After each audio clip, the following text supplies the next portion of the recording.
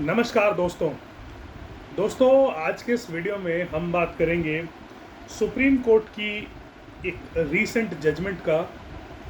और हम देखेंगे कि इस केस के फैक्ट्स क्या थे, what are the arguments of the party and what is the conclusion of the judgment and how court come to that conclusion. तो ये हम आज के वीडियो में देखेंगे। तो जिस जजमेंट की मैं बात कर रहा हूँ दोस्तों, ये जजमेंट है Vishwajeet Masalkar versus state of Maharashtra की जजमेंट, जो अभी एक दो दिन पहले सुप्रीम कोर्ट ने दी है। This was delivered on 17th of October 2024। तो ये जजमेंट 17 अक्टूबर 2024 को सुप्रीम कोर्ट ने दी है। राइट, तो सबसे पहले बात करते हैं केस के फैक्ट्स की। तो इस केस में क्या हुआ दोस्तों कि 26 अगस्त को कोर्ट ने 26 अगस्त 2016 को ट्रायल कोर्ट ने कन्विक्ट कर दिया एक्यूज को, और 31 अगस्त को सज़ा दे दी सेशंस कोर्ट ने। ठीक है, उसके बाद ये क्योंकि इसमें डेथ सेंटेंस कोर्ट ने ऑर्डर करी थी, तो obviously it went for reference to the high court, और हाई कोर्ट ने जो है उसकी पनिशमेंट को कंफर्म कर दिया, डेथ सेंटेंस को। अब हम देखते हैं कि what are the facts narrated in the judgment and what is the case of the prosecution. तो 4 अक्टूबर 2012 को पीसीआर में यानी पुलिस कंट्रोल रूम में एक इंफॉर्मेशन मिलती है, जिसके अकॉर्डिंग अपीलेंट यानी कि जो इस केस में जो अपीलेंट है उसने इन्फॉर्म किया कि एक उसके घर में रॉबरी हो गई है, और उसकी माँ शोभा मसालकर, वाइफ अर्चना मसालकर और उसकी 2 साल की बेटी कीमैया मसालकर मारे गए हैं। उनको मार दिया गया है, उनकी हत्या हो गई है। उसी अपीलेंट ने ये भी बताया कि उसका पड़ोसी मधुसूदन कुलकर्णी, जो कि इस केस में PW12 है, वो भी इंजर्ड हो गया है। This information was transmitted to Bajirao Mohite, जो ACP थे and who was on duty at Vanawadi police station Pune. ठीक है, तो ये इस केस के फैक्ट्स हैं कि इंफॉर्मेशन मिली कि रॉबरी हुई है, और उसने ये भी बताया कि उसकी माँ, उसकी बीवी और उसकी बेटी, इनकी हत्या हो गई है। तो उसके बाद क्या होता है दोस्तों, एक केस रजिस्टर होता है। It was stated by the appellant in the complaint that a gold chain of 8 tolas, one mangalsutra, cash amount of 7,000, 3 small ring, 2 almond-shaped pendants having total value of 3,07,000 were stolen। यानी कि जो robbery में जो चीज़ें लूटी गई हैं, वो उसने उसका बताया कि ये सब चीज़ें मेरे घर से गई है।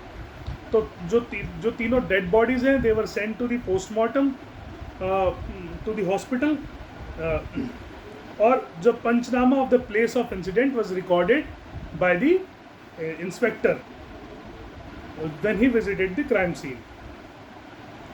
Now during the investigation it was also revealed that this person, that is this Vishwajit, has an affair with a lady called Gauri नाम की एक महिला के साथ उसका अफेयर था।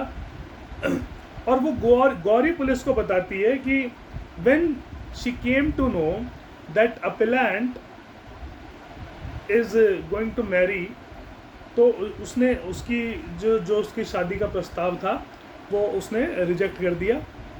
राइट, इनके बीच में लव अफेयर था, और जब इसकी शादी हो गई अर्चना के साथ, तो उसने गौरी ने उसका साथ शादी करने से मना कर दिया। एंड दिस पर्सन, ये व्यक्ति अपीलेंट जो है विश्वजीत, ये अपनी बीवी को और अपनी बेटी को छोड़ने के लिए तैयार था, to marry this lady Gauri.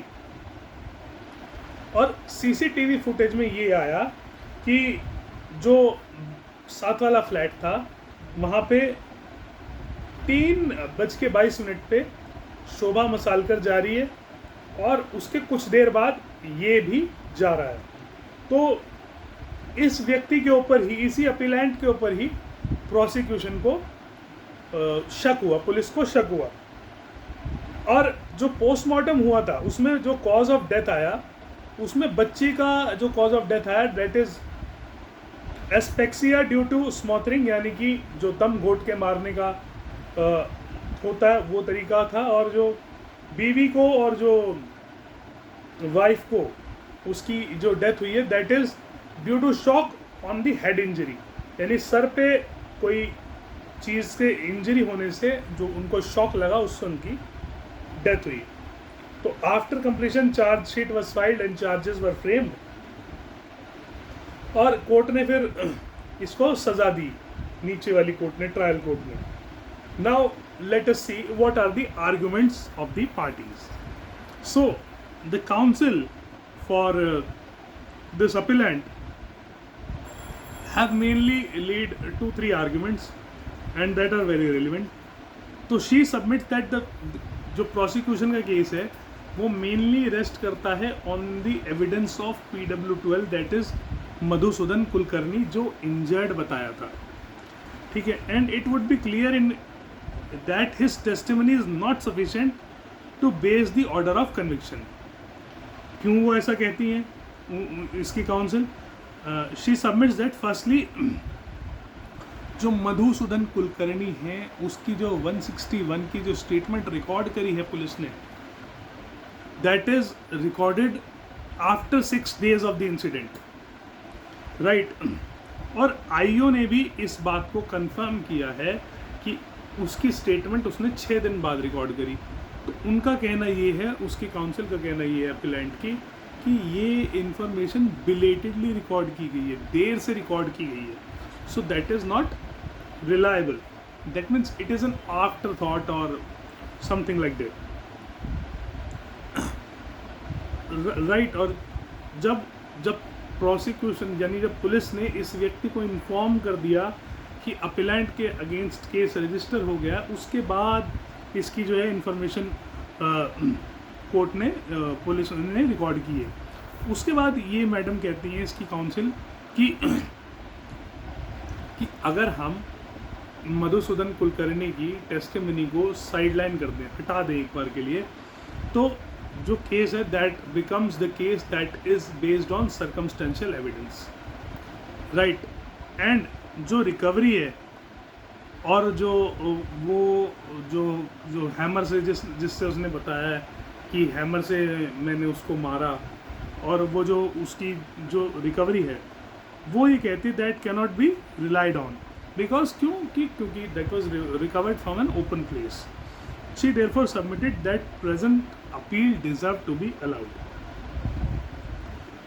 और कोर्ट वो ये भी कहती हैं कि अगर फिर भी कोर्ट इस कंक्लूजन पे आता है कि कि एक्यूज गिल्टी है, राइट, एंड कोर्ट उसकी आर्ग्यूमेंट से सेटिस्फाई नहीं होता, तो वो ये कहती है कि फिर भी ये केस डेथ सेंटेंस का नहीं है, और बहुत सारे इसमें मिटिगेटिंग सर्कमस्टांसेस हैं, क्योंकि उसका कोई ऐसा क्रिमिनल रिकॉर्ड नहीं है कि वो एक बहुत ही एक शातिर दरिंदा मुर्जिम हो, उसकी कोई क्रिमिनल रिकॉर्ड नहीं है। He is not a hardened criminal and there are chances that he may reformed, right. So उन्होंने कहा कि इसको एक मौका सुधरने का दिया जाना चाहिए, डेथ सेंटेंस इसको ना दी जाए मेनली।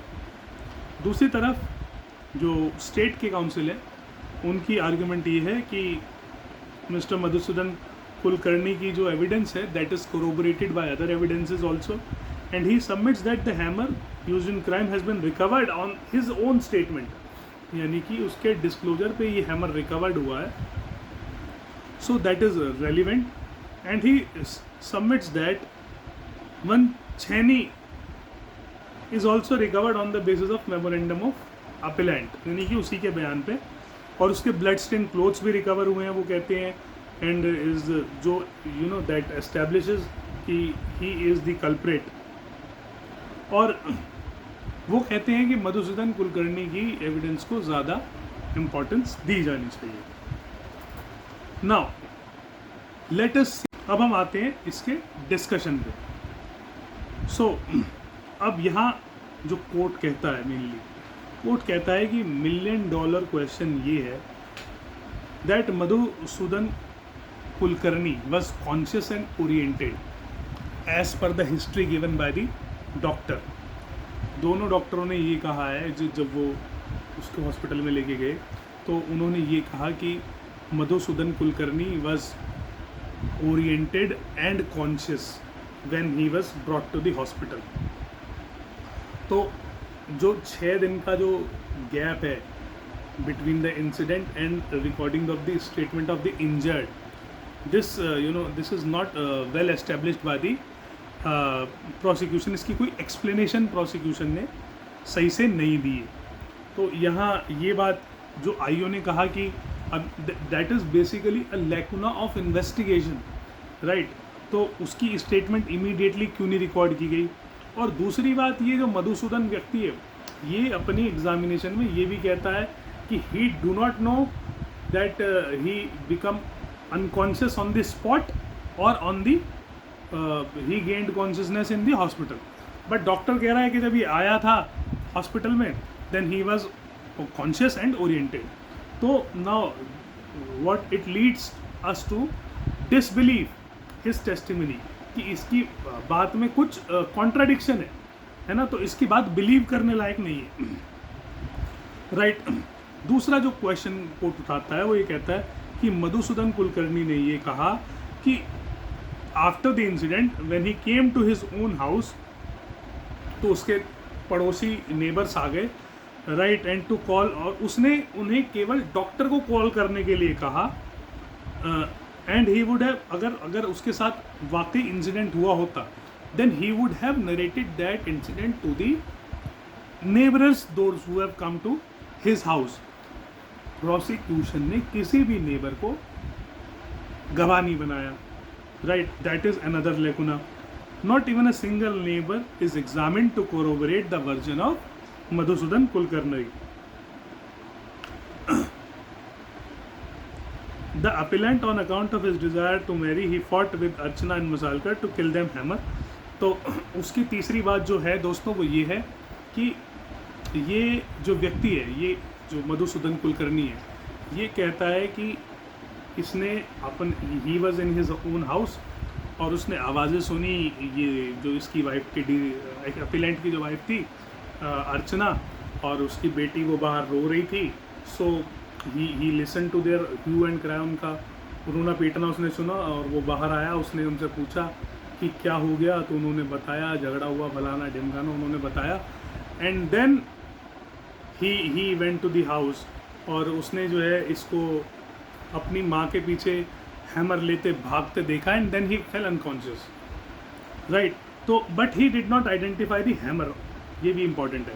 तो यहाँ क्या हुआ कि ये जो बात है कि इसने इंसिडेंट को होते देखा, ये कोर्ट ने नकार दी बात. कोर्ट ने कहा कि ये व्यक्ति अपने घर में था, इसने ह्यू एंड क्राई सुनी और ये बाहर आया. So we cannot say that he have witness the incident, right. It only suggests that he heard the noises and shouts of cries, and then he immediately came out and saw Shobha and Kimaiya crying, right? तो ये main बात हुई जो मधुसूदन कुलकर्णी की जो testimony court ने disregard कर दी. उसके बाद अब कोर्ट कहती है कि जब ये जो बाकी चीज़ें हैं, जो हैमर की रिकवरी है, दोस्तों वो एक कैनाल से हुई है, ठीक है. वो कैनाल से जब रिकवरी हुई है तो वो उसमें ये दिखाया गया है कि हैमर को किसी थैले में बांध के कैनाल में डाल दिया गया और वो 3 दिन तक वहाँ पानी में पड़ा रहा, राइट. और 3 दिन के बाद जब उस हैमर को निकाला गया, then that is having a blood stain. 3 दिन तक कोई चीज़ पानी में पड़ी रहे तो उस पर ब्लड स्टेन कैसे हो सकते हैं, राइट. उसके बाद जो कोर्ट कहती है कि जो मंगलसूत्र की रिकवरी दिखाई है, वो मंगलसूत्र उस डिसीज्ड लड़की के फादर को या मदर को नहीं दिखाया प्रोसिक्यूशन ने, जिससे कि ये आइडेंटिफाई हो सके कि ये वही मंगलसूत्र है जिससे जो उन्होंने अपनी बेटी को दिया था, तो वो मंगलसूत्र भी डिस्कार्ड कर दिया।